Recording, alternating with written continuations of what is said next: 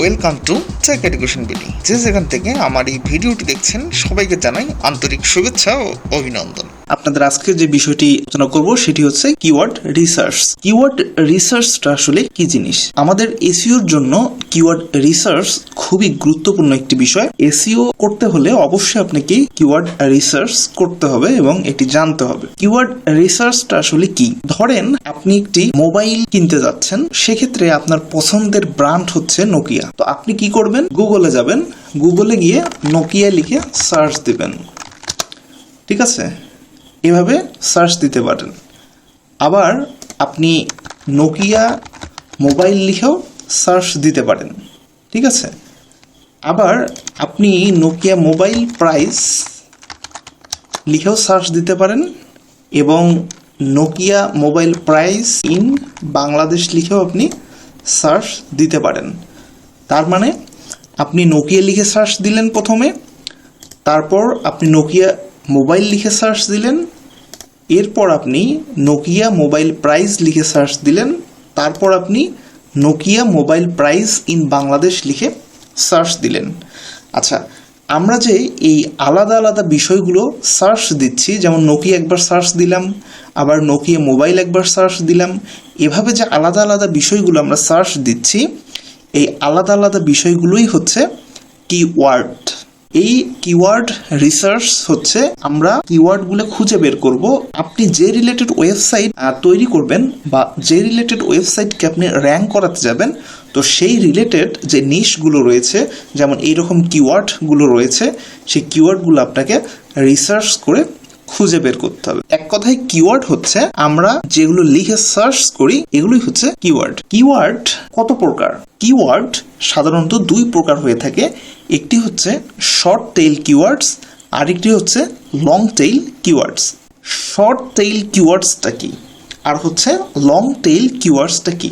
একটি ওয়ার্ড অথবা দুইটি ওয়ার্ড দিয়ে সার্চ দিলে সেটি হয় হচ্ছে শর্ট টেইল কিওয়ার্ডস, আর হচ্ছে তিনটা অথবা তিনটার বেশি ওয়ার্ড দিয়ে যখন আপনি সার্চ দিবেন অথবা একটি সেন্টেন্স লিখে যখন সার্চ দিবেন, এটি হবে হচ্ছে লং টেইল কিওয়ার্ডস। তাহলে আমার মনে হয় আমি বুঝাতে পেরেছি যে শর্ট টেইল কিওয়ার্ডসটা কি এবং হচ্ছে লং টেইল কিওয়ার্ডসটা কি। এখন আমি আপনাদের সামনে বিভিন্ন ধরনের এই কিওয়ার্ডসগুলো নিয়ে একটু আলোচনা করছি।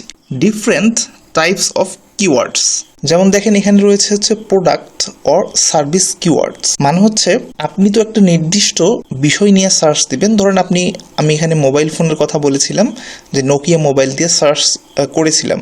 তো এই নোকিয়া মোবাইলটা আসলে কি রিলেটেড, এটা জিনিসটা কি? এটা একটা মোবাইল ফোন। তো প্রোডাক্ট অর সার্ভিস কিওয়ার্ডস হচ্ছে আমরা যে বিষয়ের মার্কেটিং করতেছি বা যে বিষয়টি আমাদের হচ্ছে সেল করতে হবে বা আমরা যে সেবাটি প্রদান করব, এই সেবাটির নামে যে কিওয়ার্ডটি হবে সেটি হচ্ছে প্রোডাক্ট অর সার্ভিস কিওয়ার্ডস। এরপর আসে হচ্ছে ব্র্যান্ড কিওয়ার্ডস। ব্র্যান্ড কিওয়ার্ডস মানে হচ্ছে, এর আগে আমি প্রোডাক্টস অর সার্ভিস কিওয়ার্ডসটা একটু ভালোভাবে বলি। আপনি যদি লিখেন যে mobile phone price in Bangladesh, অথবা আপনি যদি লেখেন যে মোবাইল ফোন ইন বাংলাদেশ, তাহলে কিন্তু অনেকগুলো আপনার ব্র্যান্ড শো করবে। সেখানে নোকিয়া, স্যামসাং, তারপর হচ্ছে স্যামফোনি, এরকম অনেক ব্র্যান্ড কিন্তু শো করবে। বাট আপনি যদি সিলেক্ট করে দেন যে Nokia mobile phone price in Bangladesh, তখন কিন্তু শুধুমাত্র নোকিয়া মোবাইলগুলোই কিন্তু শো করবে। ব্র্যান্ড কিওয়ার্ডস হচ্ছে যে আমরা নির্দিষ্ট একটি নাম দিয়ে যখন আমরা সার্চ করব একটা ব্র্যান্ড দিয়ে, তখন ওইটা হবে হচ্ছে ব্র্যান্ড কিওয়ার্ডস। তারপর দেখেন মডিফায়ার কিওয়ার্ডস। এই মডিফায়ার কিওয়ার্ডসটা কি? সাপোজ আমরা নোকিয়া লিখে সার্চ দিয়েছি, কিন্তু নোকিয়ার তো অনেক মডেল রয়েছে যেগুলো রিসেন্টলি লঞ্চ করছে, আবার এমনও কিছু মডেল রয়েছে যেগুলো অনেক আগে হচ্ছে লঞ্চ হয়েছে। তো যখন আপনি নোকিয়া মোবাইল প্রাইস দিয়ে সার্চ করবেন, তখন কিন্তু রিসেন্ট যে মোবাইল ফোনগুলো এসছে সেগুলো কিন্তু নাও শো করাতে পারে। তো এক্ষেত্রে আমরা যদি লেটেস্ট লিখে দিই যে latest Nokia mobile phone in Bangladesh, তাহলে কিন্তু যে লেটেস্ট যে ফোনগুলো আসছে লাস্টের দিকে,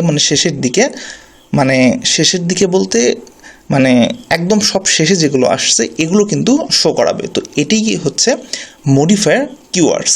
রানিং বা চলমান যে প্রোডাক্টগুলো খুঁজতে চাই সেগুলো দিয়ে যে সার্চটা আমরা করব এটা হচ্ছে মডিফাইড কিওয়ার্ডস। তো এই সার্চ বলছে এই কারণে যে আমরা যেটি সার্চ করব সেটাই তো কিওয়ার্ডস, তাই না? এই জন্য আমি সার্চ কথাটি বলছি। আচ্ছা, এরপর দেখেন এনটিটি কিওয়ার্ডস। এনটিটি কিওয়ার্ডসটা কি? ধরেন আপনি নোকিয়া তো সার্চ করলেন, বাট সার্চ করার পর তো আপনি এই জিনিসটা কিনতে যাবেন, তাই না? তো এইটা আছে কি না, আপনার এই বাংলাদেশের জিনিসটা আপনি পাবেন কি না, তো এর জন্য আপনি ধরেন নোকিয়ার একটি মডেল লিখে সার্চ দিলেন যে নোকিয়া, সাপোজ আপনি এটাও করতে পারেন যে তার শপের ঠিকানা লিখে সার্চ দিলেন যে Nokia mobile shop available in Bangladesh, মানে নোকিয়া মোবাইলের যে শপ আছে সেটা বাংলাদেশে আছে কিনা।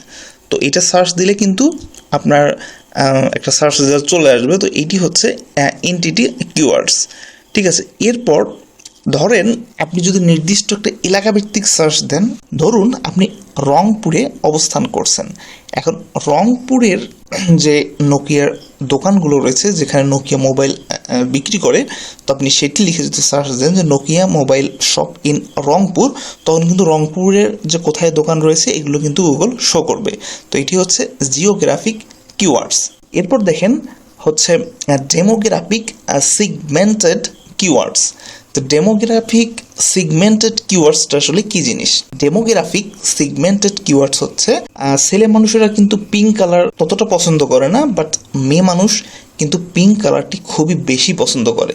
ধরেন একটি এরকম নির্দিষ্ট একটা কালার দিয়ে যখন আপনি সার্চ করবেন, হ্যাঁ, তখন হচ্ছে যে আলাদা একটি বিষয় হচ্ছে যে ছেলে মেয়ে আলাদা তফাৎ, আপনার ছেলেদের মন মানসিকতা বা মানে পছন্দ অপছন্দ একরকম, মেয়েদের আরেক রকম। তো আপনি ছেলে, তো আপনি আপনার মতো করে সার্চ দিবেন।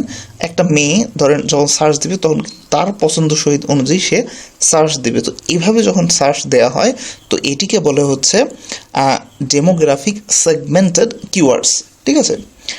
তারপর দেখেন আরেকটি গুরুত্বপূর্ণ কিওয়ার্ড, সেটি হচ্ছে কল টু অ্যাকশনস কিওয়ার্ড। তো কল টু অ্যাকশনস কিওয়ার্ডটা কি?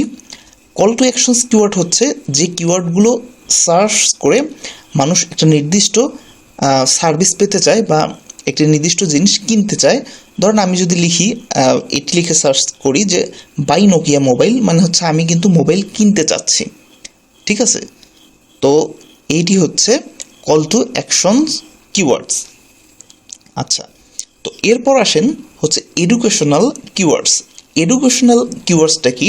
জানার জন্য আপনি যখন সার্চ দিবেন যে wish to buy a mobile phone, ধরেন আপনি একটা মোবাইল ফোন কিনতে চান, তো এইভাবে যদি আপনি সার্চ দেন তার মানে যে আপনি কিনবেন না, বাট আপনি কিনতে চান, ঠিক আছে।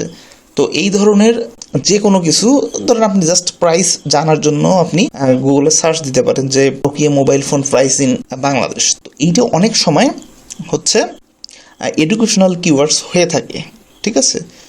কারণ আপনি তো প্রাইস সার্চ দিয়েছেন জানার জন্য, বাট আপনি তো কিনবেন না। এরপর আরেকটি আছে যেটি, সেটা হচ্ছে B2B কিওয়ার্ডস। তো B2B কিওয়ার্ডসটা কি?